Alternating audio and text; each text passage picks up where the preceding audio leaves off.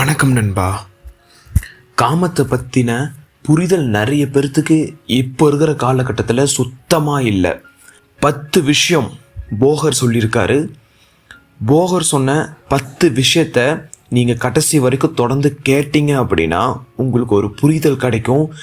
இந்த காமத்தை பற்றின ஒரு பெரிய அறிவு உங்களுக்கு நிச்சயமாக இந்த காணொளி மூலிமா கிடைக்கும்.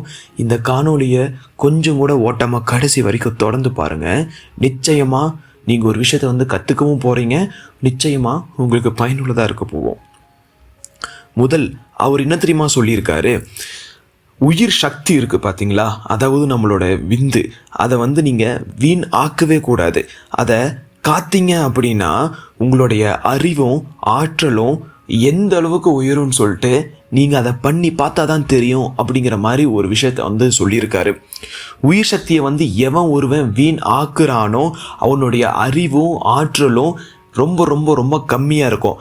ஆனால் எவன் ஒருவன் அதுக்கு மாற்றா அவனுடைய உயிர் சக்தியை வீண் ஆக்காமல் காப்பாற்றி வச்சிருக்கானோ அதோட பலன், அந்த ஒரு அறிவும் ஆற்றலும் அவன் பிறந்து இன்னைக்கு வரைக்கும் அந்த ஒரு அறிவு ஆற்றலும் பெற்றிருக்க மாட்டான். அந்த அளவுக்கு பல மடங்கு பெற்று அவன் வாழ்க்கையில் சீரோடும் செழிப்போடும் வாழ்வான் அப்படிங்கிற மாதிரி ஒரு விஷயத்த சொல்லியிருக்காரு. அடுத்து 2வது, காமத்தை அடக்கினவன் மட்டும்தான் உண்மையான ஒரு சித்தன் அப்படின்னு சொல்லியிருக்காரு. நான் மனிதன் தானே, நான் ஒரு சித்தனே கிடையாதுன்னு நீங்கள் நினைக்க வேண்டாம். மனிதனாக நீங்கள் உங்களை கருதுனீங்க அப்படின்னா நிச்சயமாக சொல்கிறேன், நீங்கள் சுய இன்பம் செய்வீங்க. உங்களுடைய காமத்தை நீங்கள் பார்த்தீங்கன்னா கட்டுப்பாட்டுக்குள்ளே வச்சுக்க முடியாது. ஆனால் நீங்கள் ஒரு யோகி போல், நீங்கள் ஒரு சித்தனை போல் வாழ ஆரம்பிச்சிங்க அப்படின்னா நிச்சயமாக நீங்கள் பார்த்தீங்கன்னா காமத்தை உங்களால் அடக்க முடியும். உங்களுடைய மனதளவில் நான் ஒரு யோகி, நான் ஒரு சித்தன், நான் ஒரு நல்வாழ்க்கையை வாழ்கிறவன், நான் ஒரு தூய்மையான ஒரு வாழ்க்கையை வாழ்கிறவன் அப்படிங்கிற மாதிரி உங்கள் மனதுக்குள்ளே நீங்கள் ஒரு கற்பனையும் ஒரு விஷயத்தை நீங்கள் உள்ளே புகுத்துட்டீங்க அப்படின்னா, தன்னை நீங்கள் ஒரு யோகியாக சித்தனாக நினச்சி உங்கள் வாழ்க்கையை வாழ்ந்தீங்க அப்படின்னா நிச்சயமாக உங்களால் காமத்தை கட்டுப்பாட்டுக்குள்ளே வச்சிருக்க முடியும் அப்படிங்கிற மாதிரி ஒரு விஷயம் சொல்கிறாரு. அடுத்து, எவன்லாம் அவனோட ஆசையை வெல்றானோ, எவன்லாம் அந்த ஆசையை பார்த்தீங்கன்னா ஒரு பொருட்டாக மதிக்காமல், இப்போது நீங்கள் ஒரு உணவகத்துக்கு போகிறீங்க, அங்கே ரொம்ப மசாலா போட்டு எண்ணெயில் பொரிச்ச சில விஷயங்கள்லாம் வச்சுருக்காங்க.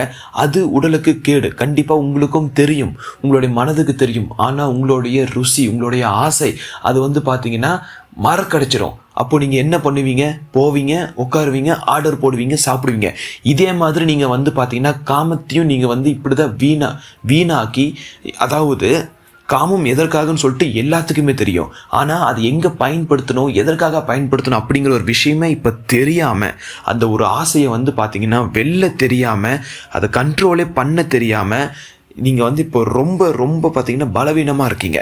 ஆனால் அவர் என்ன சொல்கிறாருன்னா, ஆசையை வென்ற மனம் தெளிவையும் ஞானத்தையும் பெறும் அப்படிங்கிற மாதிரி ஒரு விஷயம் சொல்கிறாரு. எவ்வளோ ஒரு அருமையான விஷயம். அந்த ஆசை பார்த்தீங்கன்னா காமம் மட்டும் இல்லை. இப்போ நான் உணவு ஒன்று சொன்ன பார்த்தீங்களா, அது மாதிரி எவ்வளோ விஷயம் உலகத்தில் இருக்குது. நீங்கள் ஆசையை அளவாக வச்சுக்கிட்டு அது பார்த்தீங்கன்னா உங்களுடைய காலை அடியில் வச்சுக்கிட்டீங்க அப்படின்னா நிச்சயமாக நீங்கள் நினைக்கிற வாழ்க்கை உங்களுக்கு நிச்சயமாக கிடைக்கும். இது நான் சொல்லலை, அவங்க மூலியமாக நான் சொல்கிறேன்.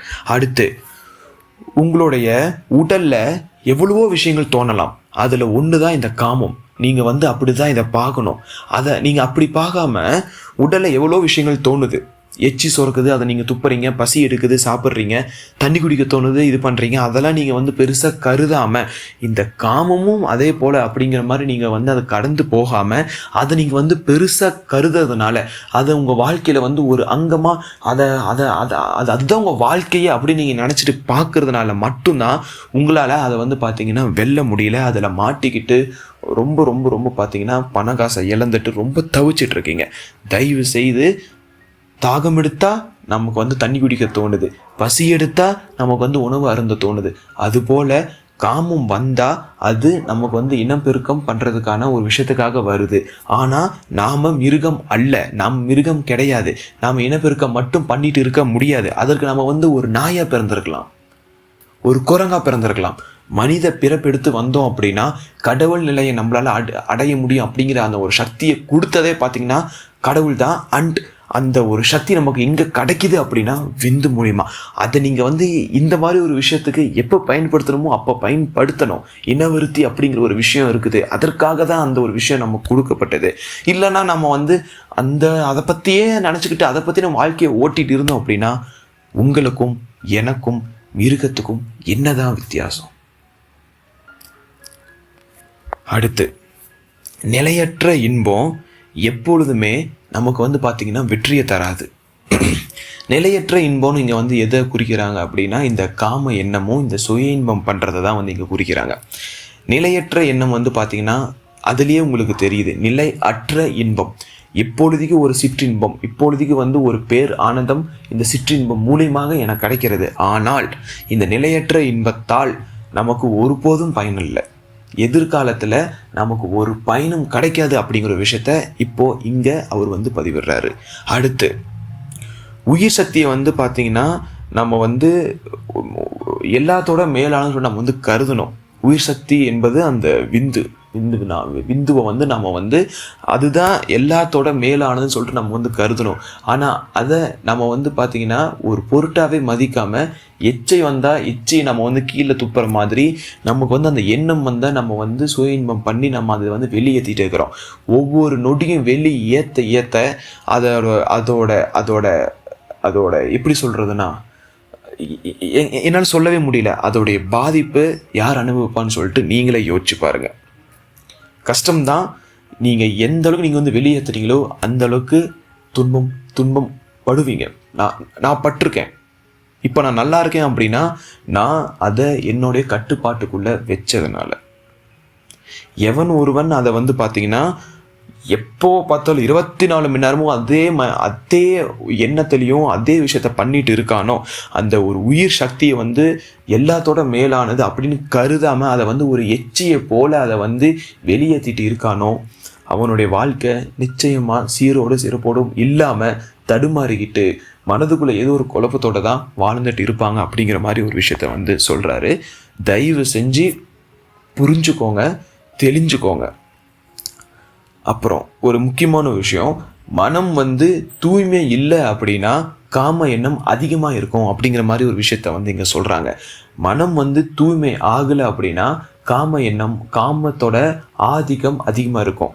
மனம் ஏன் தூய்மை ஆகலை அப்படின்னா முன்ன சொன்ன மாதிரி ஆசைகள், உயிர் சக்தியை மேலானதாக கருதாமல் இருக்கிறது, காமத்தை நிறைய உணர்வுகள் நம்மளுடைய உடலில் தோணுது. முன்னாடி நான் சொன்ன மாதிரி பசி, தாகம், காமத்தையும் அது போல் நம்ம கருதாமல் அதுக்கு நம்ம ப்ரியாரிட்டி கொடுக்குறோம். அதுக்கு நம்ம ஒரு முன்னுரிமை கொடுக்குறோம். அப்படி கொடுக்கறதுனால இதோட ஆதிக்கம் நம்மளோட உடலில் அதிகமாக இருக்கிறதுனால மனம் தூய்மையை பெறாமல் கெட்ட எண்ணங்கள் தீய எண்ணங்கள் காம எண்ணங்கள் சிற்றின்பத்தை நோக்கி நம்மளுடைய வாழ்க்கை இன்னைக்கு வரைக்கும் சுரந்து கொண்டே இருக்கிறது. இதுலேருந்து வெளியே வரணும் அப்படின்னா மனம் தூய்மை ஆகணும் அப்படின்னா 8 மணி நேரம் நல்லபடியாக இரவு நல்ல ஒரு தூக்கத்தை நம்ம அனுபவிக்கணும். நம்ம அதை பண்ணணும். நல்ல ஒரு உணவை எடுத்துக்கணும். தேவையில்லாத வார்த்தைகளை நம்ம தவிர்க்கணும். கெட்ட வார்த்தை தானேன்னு சொல்லிட்டு இப்போ அதை ஒரு ட்ரெண்டாகவே மாற்றி விட்டாங்க. கிடையாது, அது கிடையாது. நீங்கள் பேசுகிறது எல்லாமே உங்களுடைய உடல் கவனிச்சுக்கிட்டு இருக்குது, உங்களுடைய மனமும் கவனிச்சிட்டு இருக்குது. நல்ல வார்த்தையை பேசுங்க, நல்லபடியாக இருங்க. காமம் உங்களுடைய கண்ட்ரோலில் இருந்தால் உங்கள் வாழ்க்கை நல்லாயிருக்கும். ஆனால் காமம் உங்களை கண்ட்ரோல் பண்ணிச்சு, உங்களை கட்டுப்பாட்டுக்குள்ளே கொண்டு வந்துச்சு அப்படின்னா வாழ்க்கை நிலையற்ற ஒரு வாழ்க்கையாக மாறும். அதற்காக இவர் சொன்ன விஷயத்த தயவு செஞ்சு மனதில் கருதி உங்கள் வாழ்க்கையை சீரோடும் சிறப்போடும் வாழுங்கன்னு சொல்லிட்டு நான் ஏன் சார்பாக உங்களுக்கு நான் சொல்லிக்கிறேன். உன் வாழ்க்கை உன் கையில். நன்றி நண்பா.